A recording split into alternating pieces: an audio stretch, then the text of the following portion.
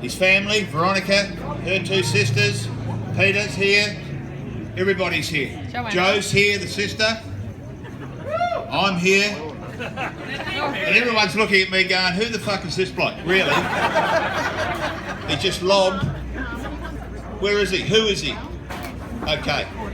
I'm actually Nick's second father. I am the person that came across from South Australia and ran Fielders. So actually, Nicky is a roofer. I am... Nick, you want me to do this on your See, I used to have a big guts and that would have stopped it. But I have... Anyway. So what I used to do is at Fielders and Revolution Roofing, I used to roll form the material for Nicky. So Nicky would give me the order. He'd give it to Stramit as well. Then he'd give it to CMI. Then he'd give it to Stratco. And then we'd negotiate, fuck around for about a week, and then we'd actually get the deal done. But, so you all know what I do. I supplied him with his material for 15 years. Who needs alcohol? I need it. So the connection there with Fielders and Revolution, that's what I've done. Okay, so Nicky said to me, listen, we're having a 21st, can you say a few words? Right, okay, no worries at all. We're all here, beautiful night. So I've done a little bit of delving around because I only remember him from 2000, coming across from South Australia. Okay, so I've asked around, used to play lacrosse. Champion. They said he was a champion. He looks like a champion. He's got the body of a champion. But fucking lacrosse, who knows anything about it? I saw a hurling game in Ireland one day and I thought that was shit. You got a net, throw it into a fucking ring. That's beautiful. Anyway, cut a long story short, he was a champion. Could have been a state player. He was a state player. He was a state player. Could have been Australian. 4 people that went along to see it really enjoyed it. Through his association with lacrosse, now I want everyone to be sensible here because I've got a little bit of 3 or 4 minutes and then we can talk shit, all right? Okay. An umpire called Campbell Falls. He was an umpire through the lacrosse and he owned Melville Roofing. I tried to get that prick on board a couple of times, but he didn't want to be involved. Anyway, cut a long story short, through the association of that, Nicky got a job at Melville Roofing, working with, just got all, Jesus, dark in here, with Tony French. Is Tony here? Frenchie. Frenchie here? No? Obviously not. Robin Cornish, is he here? No. This is really going fucking well at the moment. Okay, so he worked with him for a couple of years, and at the age of 18 years of age, he opened up, he registered Red Tag Roofing.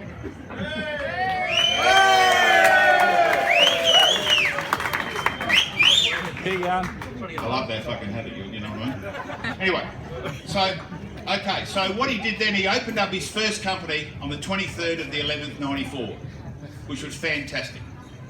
After dealing with idiots for quite some time, because most of the roofers are really low down, apart from Ken Considine. He told me before, he said, don't you say a bad word about me. Anyway, so he said to Cam one day, Cam Considine, he said, listen, can you come and help me for one day? Then it was 2, then it was 3, then it was 4. And you know what? He's been with the working relationship with Nicky up until now. So that's a fantastic thing. And he tells me the story.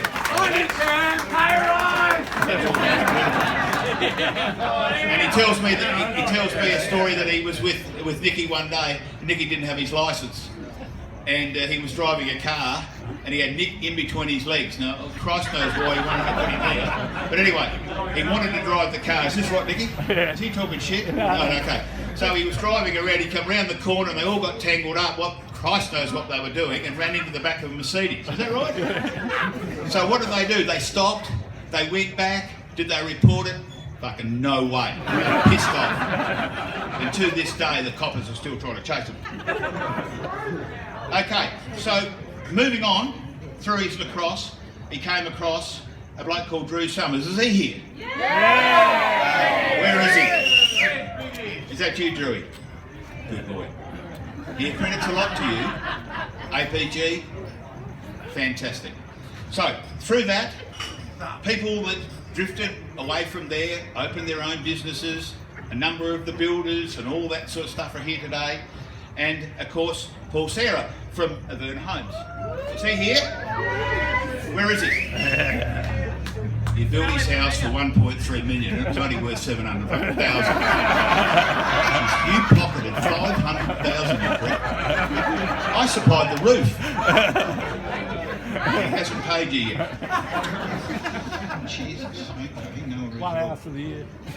Okay.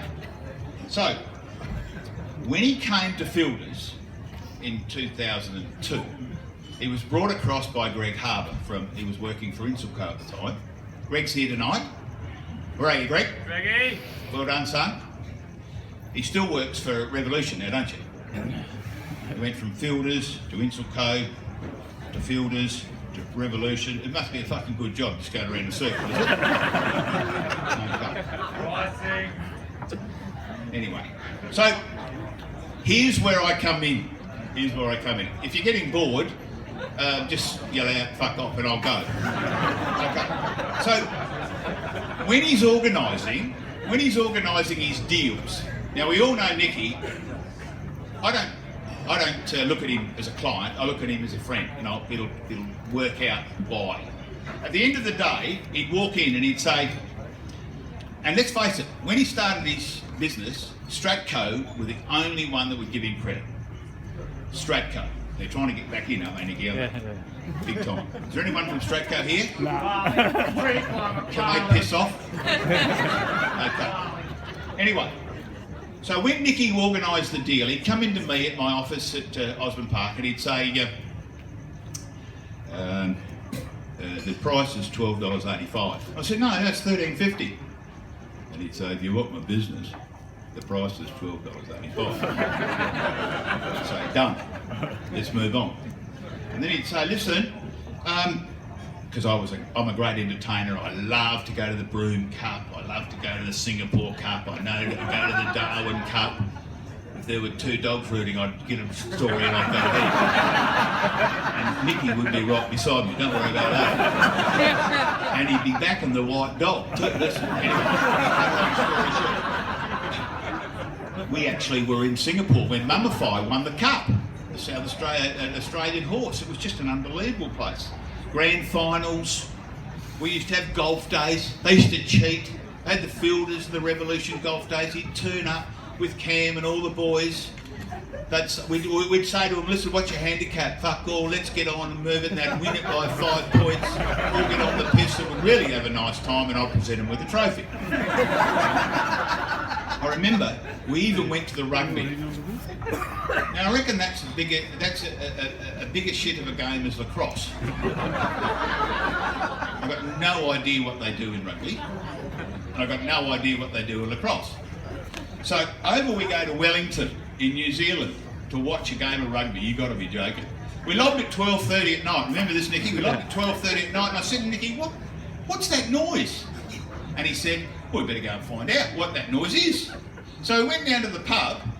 Well, you can imagine, it was fucking Irish people down there. They all had green all over their face, Nicky, didn't they? They're singing.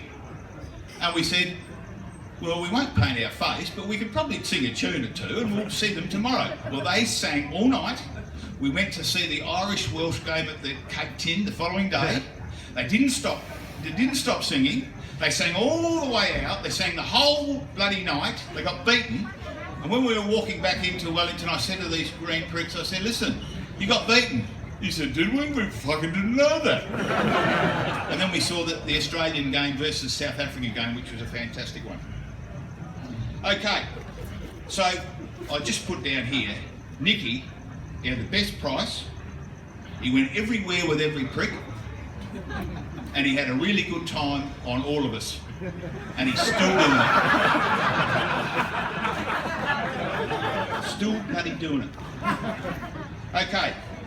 You know, when you come to think of it, he's done everything. You don't see him on the internet. You don't see him anywhere. He's done everything really word of mouth. He's got 6 staff, led by Pete Hutchins, who's been his mate for 10 years, which is fantastic. A little bit of a clap for Pete. It's not really fucking enthusiastic clap, but hey, I was supposed to go with it. You're fucking up the lights here. Anyway, okay. 9 subbies, 6 staff. The boys have been so supportive of him. 7 gutter guys. Is the subbies are here, Cam, are they? Yeah. Are they? Yep. Can you all put up your hand if you're a subby? Okay, so there's 9 subbies. And there's 4 fuckers here. Is that it? Is there any gutter guys? Okay, so there's 1. Jesus Christ almighty. Okay, 1 gutter guy. Very good. Okay. Do you know, I think he's the best in the business. I love him. I always have. And what set him out for me, okay, we accepted the prize, we accepted the trips away because we had such a good time. The thing tonight is fantastic because I can come back here and see Barry Kilgren, I can see all the boys, Scotty, that we used to do. Everybody's changed. I haven't seen them for 2 years, but Nicky has been dealing with these pricks for so long, and it's just so good to see everybody here. Jeffrey Porter's been the fielders, been the man organising the transport. It's so good to see everybody here. Anyway, the great thing about Nicky, and I've dealt with all the crooks in the world, all the drug addicts, all the fuckwits. No one ever pays their bills. I've got to chase them. But Nicky was one of the best. He is the best. Has always been the best. And in 21 years...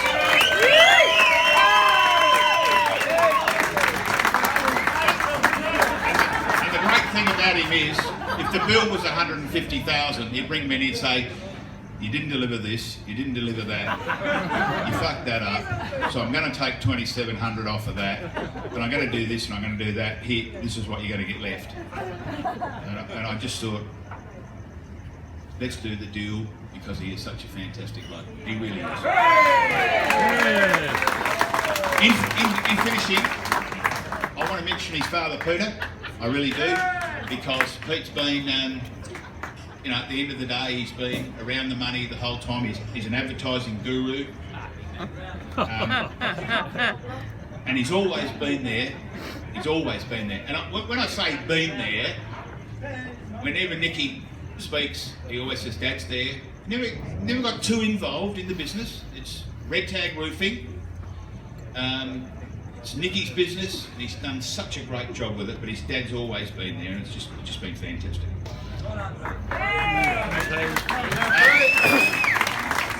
I said to somebody the other day, what do you think of Nicky? And he said, Nicky is the greatest, big, cuddliest bear. He'd do anything for you. He would give you the shirt off his back. And I honestly believe that. I really do. And Nick, 21 years, it's a fantastic effort, really. Make sure that you sign the red board there before you go. Make sure you do that. And I even see Brucey Secret down the back here, Nicky, mate of when he was down at Bunbury. He used to run my fielders section down there. He used to do fuck all down there the whole time. But he used to keep things moving along. And I miss it. I really do miss the interaction with Nicky. And he comes down to Falcon. I've got a place down at Falcon. He's got a place down there, and he comes around and he says, mate, let's go crabbing. We'll take my boat. I said, yeah, okay, no worries at all. He picks me up. There we go. He got his boat, cart the bloody thing all the way down to the bar. Oh, no, I've got a special little spot a little bit further down. Okay, no worries at all. We back in. I can throw it in the water.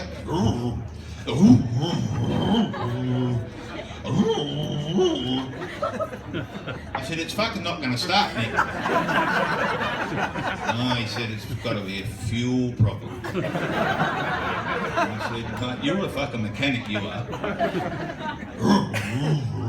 So we just went back to the cobbler's tavern and got on the piss. The great thing about every February, which for me, we had a weight loss thing. The Biggest Loser. It used to be fun. And we used to take it seriously, didn't we? We used to take it seriously. We had all of our mates, we'd come in, we'd have $1,000 all of February. And everyone used to say, why February?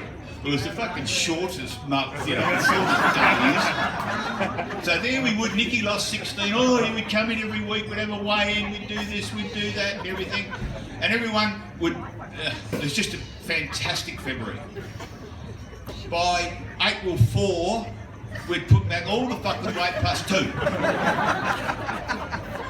Anyway, in finishing, mate, congratulations, you've been a great mate, great friend, client, everything. And we've all got our problems down the track. It's so good to see so many beautiful people here today, the family, everything. But I want to finish off by saying one thing.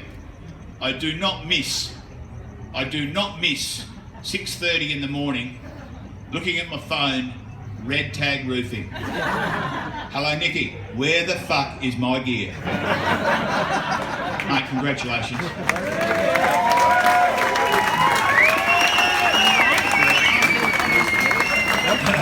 Thanks, Rick. Firstly, I'd like to thank you all for coming. It's taken 21 years to get here, so pretty proud of that. Firstly, I'd like to thank all my contractors and subbies, because without you guys, I wouldn't have a business. And I hardly speak to you, I don't see you all the time, but you guys make the business, and without you, if we're not doing the job properly, people would pretty much, as Rick would say, fuck us off.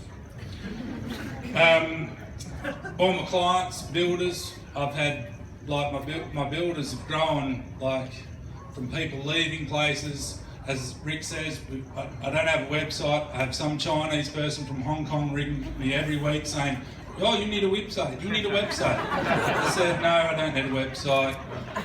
Word of mouth, if I had to deal with the public, I'd probably be in more trouble than, you know. So some of these clients I've had for 16 years, and they've supported me through ups and downs. We've gone through a building boom, we're about to go through tough times, but, you know, the phone keeps ringing and we try and do the right thing by you guys. I firmly believe, you know, you look after your staff, they'll look after your clients, and that's something Richard Branson said to me the other week, but, you know.